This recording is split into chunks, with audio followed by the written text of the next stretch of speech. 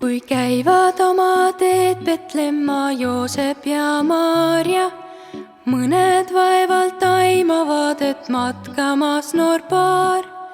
Üles tuleb kirjutada kogu riigi rahvas, nõnda rändavad Petlemma poole Joosep Maarja. Maarja ootab last, kes õige pea on sündimas, sest tapsooja varjule ta jõuda üritab. Ei majja enam rohkem mahu, kõlab õhtusallis, nõnda tuleb minna neil nüüd taga hoovitalli. Ei kuningate kuningas sünni linna keskel, ega saada puhata ka uhkes voodis pehmes, ei kata tema sängi ükski siidist lina uus. Vanas laudas õlledel nüüd sünnib issand Jeesus.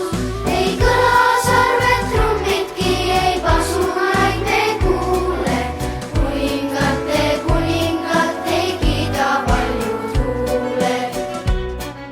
Siiski juhtub midagi, ei seda kohe näeme. Suur ja võimas inglivägi asutab end teele.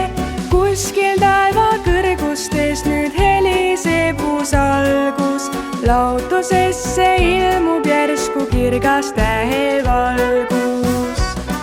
Küll märkamatult Jumala poeg sünnib siia ilma, aga taevas suur on pidu, rõõm ju paistab silma.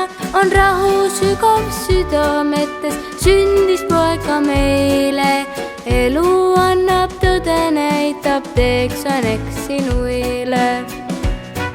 Ei kuningate kuningas sünnist keisrit kuule, ei valitseja tulegi tema sängi juurde, vaid karjused seal mägedes, kes öösel leevad.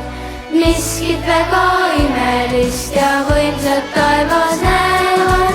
Hõiskan rõõmsalt inglivägi, kuulutades neile, väiksest tallis sündinud on vabastaja.